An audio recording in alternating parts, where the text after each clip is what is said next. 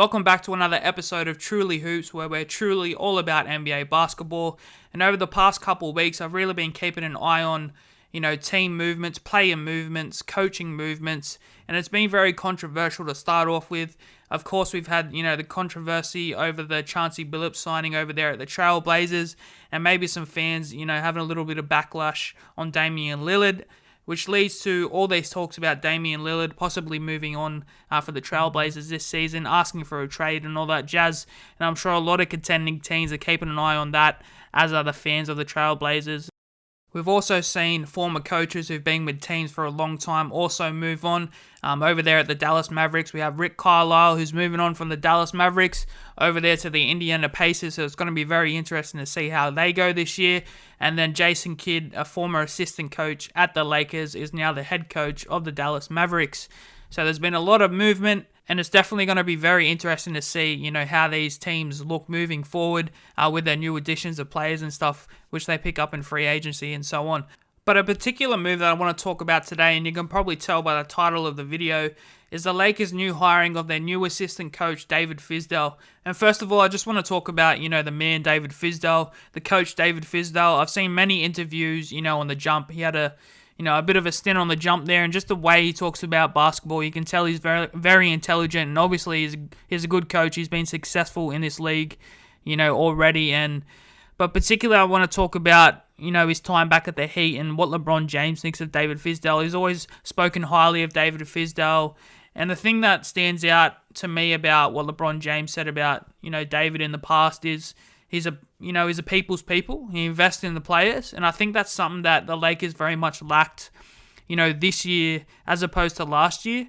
They lost players like JaVale McGee, Dwight Howard, and cats like that who really brought, that friendship to the group, which really stood them apart, I think, as opposed to other teams in the bubble, because, they had that camaraderie.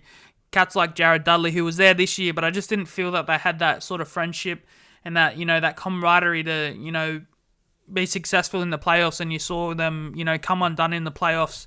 Obviously, there's new players in there and whatnot, and players that, are not getting minutes and stuff.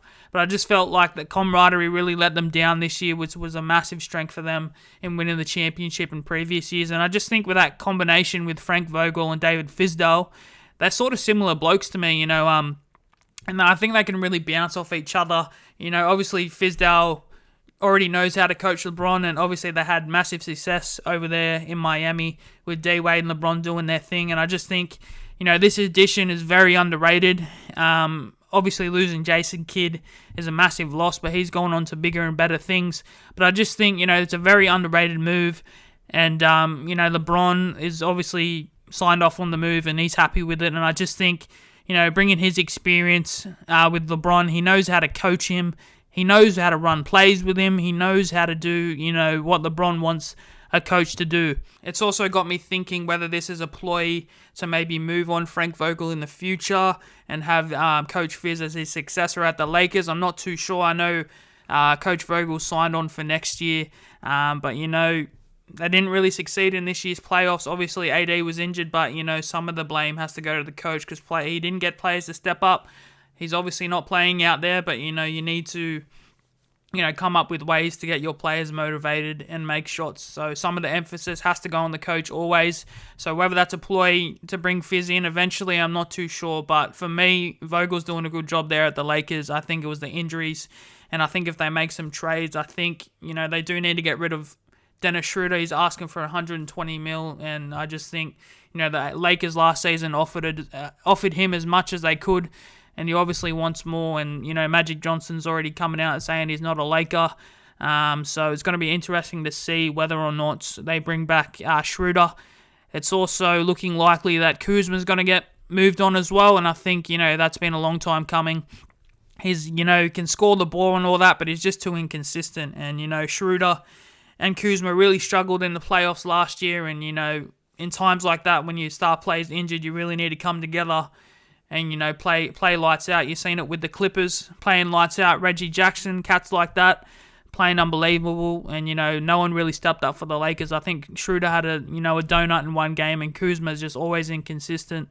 He's a good wing defender. He's turned into a good wing defender, but, he's just way too inconsistent. And Lakers are in a win-now situation, so I think you'll see Schroeder and Kuzma move on this season. But I think, with coaches like Phil Handy, Coach Fizz, and Frank Vogel, when you have those three at the head of the snake, they're obviously going to provide, a lot of coaching experience and playoff experience.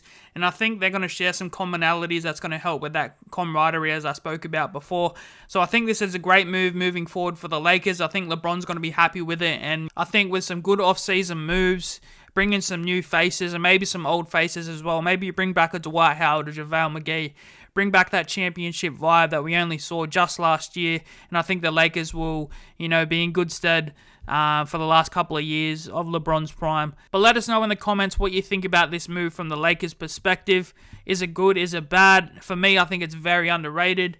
But we'll see moving forward how good the Lakers can be. I'm sure they'll be good, and Lakers fans, I'm sure you'll have nothing to worry about. It's just a matter of can they win in the playoffs. But that's going to do it for now for another edition of Truly Hoops. If you are liking our content, be sure to subscribe so you don't miss out on any of our future videos. We're just getting started over here, and trust me, we'll be uploading every single day with all your NBA highlights and reactions. So any support that we get is much appreciated. But for now, it's been your boy Jay, and we'll see you guys in the next one.